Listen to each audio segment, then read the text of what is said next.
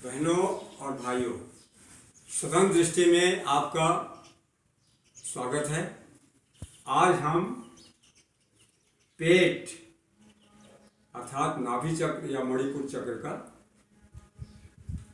Exercise और इसी के संबंध में आज चर्चा करेंगे, क्योंकि पेट एक ऐसा चीज है संसार में जो शरीर का, संसार का सारा कार्य व्यापार सिर्फ इसी के लिए है और यहीं से शुरू होकर इसी में समाप्त होने वाला है।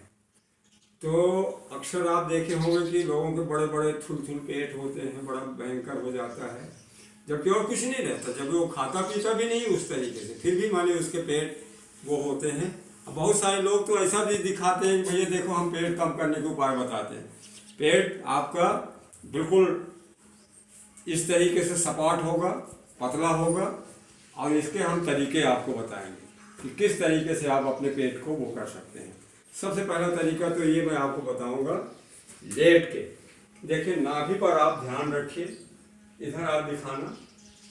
देखिए मैं पेट के नाभि को इसको चक्रभेदन करके दिखाता हूँ, क्योंकि मेरे जो सारे एक्सरसाइज हैं माने योग के जो भी क्रियाएं हैं सब चक्रभेदन से संबंधित है। शरीर के एक चक्र का मैंने पहले किया था तो कमर चक्र का, अब मैं दिखा रहा हूँ आपको नाभि चक्र का। ये देखिए पहले मैं इसको नीचे ले जाता हूँ, धीरे से नीचे की तरफ, जहाँ ताकत लगाने जो होते हैं नाभि को नीचे की तरफ ऐसे लेके गए, फिर ऊपर खींचे, खींचे, आगे पीछे, आगे पीछे। फिर इसके बाद आप देखिए इसको मैं ऐसा करूंगा, बाईं तरफ ले जाऊंगा, फिर दाईं तरफ ले जाऊंगा, पूरा आड़ा। शरीर का और कोई हिस्सा नहीं हिलेगा, बायां दायां, बायां दायां। इसके बाद हम इसको नीचे से ऊपर की तरफ ऐसा तिरछा लेके जाएंगे। ये देखिए,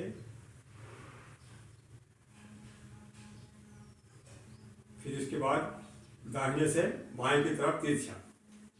ये देखिए, इसके बाद इस नाभि को घुमाइए चारों तरफ, लेकिन ध्यान रहे ये जो हिस्सा है आपका ये तनाव में रहे, उधर खींचा रहे। और इसके बाद आप इसको घुमाइए क्लॉकवाइज, अब इसके बाद एंटी क्लॉकवाइज। 6 प्रकार से मैंने बताया, एक बार फिर देख लीजिए। आगे पीछे, आगे पीछे, आगे, ये आगे ये पीछे, ये आगे ये पीछे। इसके बाद बायां दायां, बायां दायां, बायां दायां। इसके बाद इसको नीचे से तिरछा लेके आएंगे। ये देखिए बिल्कुल आसानी के साथ होता है। इसके बाद इधर से बिल्कुल आपको आराम के साथ करना है। ये देखिए, इसके बाद इसको क्लॉकवाइज घुमाइए, इसके बाद एंटी क्लॉकवाइज। ये सब खाली पेट में होना चाहिए। इसके बाद कुछ देर फुलाइए, पचकाइए।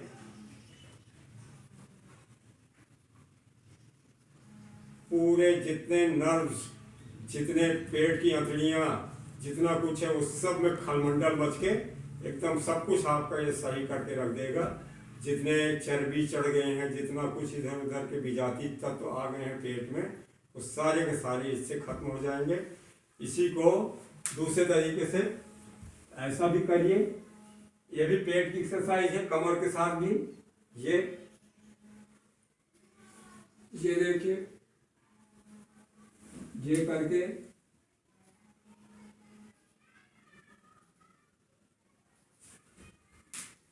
ये देखिए, कमर को, पेट को तनाव थोड़ा सा ऐसा देखिए, इसके बाद ऐसा देखिए, कुछ देर रुक के कर सकते हैं। ये हो गया पेट का एक एक्सरसाइज। दूसरा एक्सरसाइज खड़े होके हम बताएंगे। इसमें यह है कि पेट को बहुत ही पतला करने का एक अच्छा तरीका है। इसको थोड़ा सा फैलाइए ऐसा करके, बाएं हाथ से दाहिने अंगूठे को, दाहिने पांव के अंगूठे को, और आंखें ये हथेली पर। इसके बाद इसको अबाउट बायां पांव को छुइए दाहिने हाथ से, और बाएं हाथ की हथेली को आप देखिए। पेट पतला करने का इससे बेहतर उपाय ये ये फिर इसके बाद इसको जरा पीछे कीजिए, इसके बाद ऊपर फैला दीजिए, तान दीजिए। अब देखिए आप पूरा क्रॉस है, पेट को दिखाइए, पेट की तरफ भी है सब, देखिए आसमान की तरफ आप देखिए, लंबी गहरी सांस लीजिए और बहुत ही आसानी के साथ, मान बहुत ताकत नहीं लगाना है। इसके बाद आप फिर बैठें। वैसे तो मेरा ख्याल ये है कि कभी भी किसी भी चीज़ को शुरू करना हो, सबसे पहले आप शुद्ध होकर आसन पर बैठें, आसन यही रहे और इसके ऊपर ये ज्ञान मुद्रा ऐसा रख लीजिए, अंजलि बना के। पद्मासन है ये, सिद्धासन भी है ये, सब कुछ इसी में। इससे बढ़िया आसन, इससे बड़ी स्थिति, इसको आसन को कहा जाता है स्थिर सुखासनम। आसन वह है जिससे मन स्थिर हो, शरीर भी सुखपूर्वक हो, और जब तक मनुष्य सुख की स्थिति में नहीं होगा तब तक वो कुछ भी अच्छा नहीं कर सकता। 2-4 दिन क्या रहेगा, इसके बाद फिर सब छोड़ देगा। इसलिए रस पैदा करना चाहिए और भगवत भजन करना चाहिए। तो मेरा ख्याल ये है कि कुछ भी करने के पहले जो मैं बताया उसको भले बाद में कीजिए, सबसे पहला काम कीजिए भगवत भजन। भगवत भजन कैसे करते हैं वो मैं आपको बताऊंगा। जितनी भी क्रियाएं करते हैं हम, रोज इसमें भगवत भजन हो। और मजे की बात यह है कि इस ओंकार जप में योग के 8 अंग का पालन होता है। यम, नियम, आसन, प्राणायाम, प्रत्याहार, धारणा, ध्यान और समाधि। और तो और यम और नियम के जो 5 हैं, यम में सत्य, अहिंसा, ब्रह्मचर्य, अस्तेय, अपरिग्रह, और नियम में जो है 5 शौच, संतोष, तपः, स्वाध्याय, ईश्वर प्रणिधान। ये 10 जो धर्म है, यह भी इस ओंकार के भीतर ही है। योग की कुंजी को खोलने वाला तस्य वाचक प्रणव है।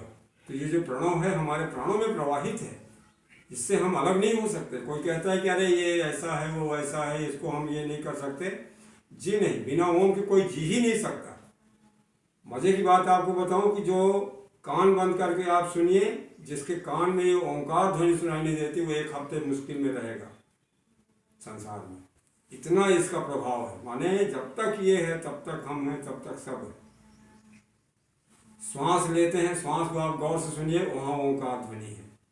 ब्लड सर्कुलेशन होता है, ओम ओम ओम ओम हम हम हम हम हम हम सो हम सो अहमस्मि इति द्वितीय अखंडा दीप शिखा से परम प्रचंडा। तो देखिए ओंकार जब जरूर कीजिए भगवान का। आप चाहे जिस भगवान को, जिस देवी देवता को मानते हैं, उसको ओंकार के रूप में वो करके बाद में आप सबको शामिल करके सारा ध्यान ओम में आप लगा दीजिए। अपने मन की सारी वृत्तियों को ओंकार में बना दीजिए। देखिए किस तरीके से ओंकार जब करना है। सांस को पूरा भर लिए,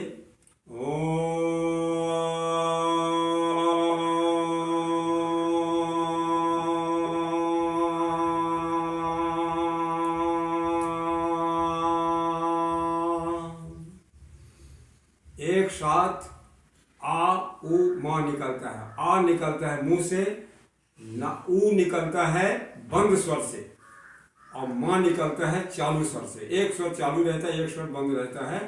तो ये देखिए कितना बड़ा रूप में ये सानुनासिक स्वर है। इस सानुनासिक स्वर में किसी का जाम हो जाता है नाक, सर्दी के दिनों में वो नाक भी खुल जाएगा जब आप ओंकार जब करेंगे। देखिए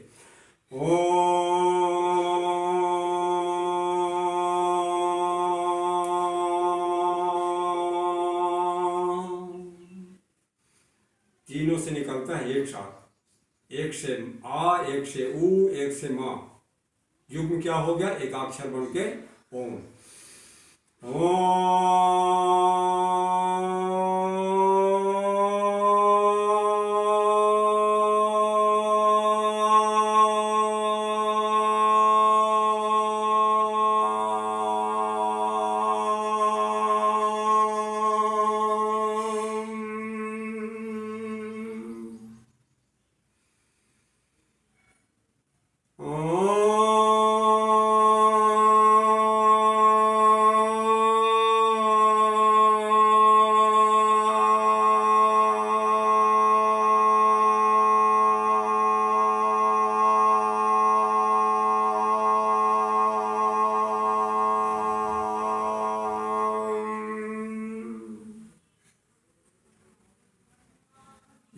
एक और भी है।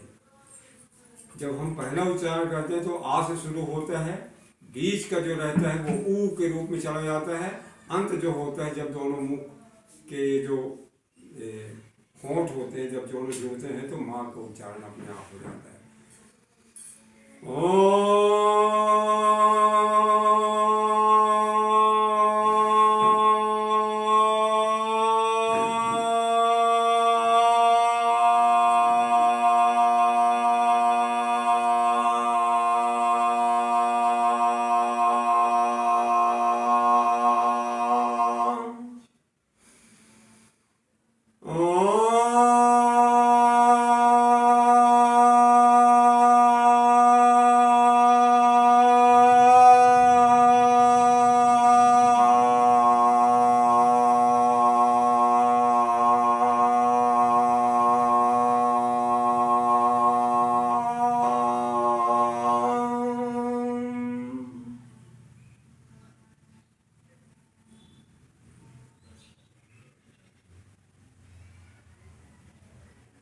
कुछ देर ध्यानस्थ रहें, शून्यावस्था में रहें, बहुत सुख की अनुभूति होगी। सारा ध्यान मानसिक ओम में अखंड रूप से जो चल रहा है उस पर, सांसों पर। तुरंत आंखें न खोलें, कुछ देर बाद जब आंखें खोलें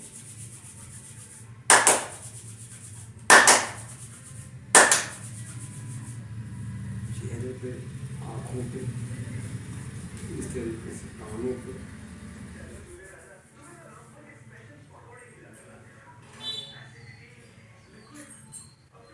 और बस।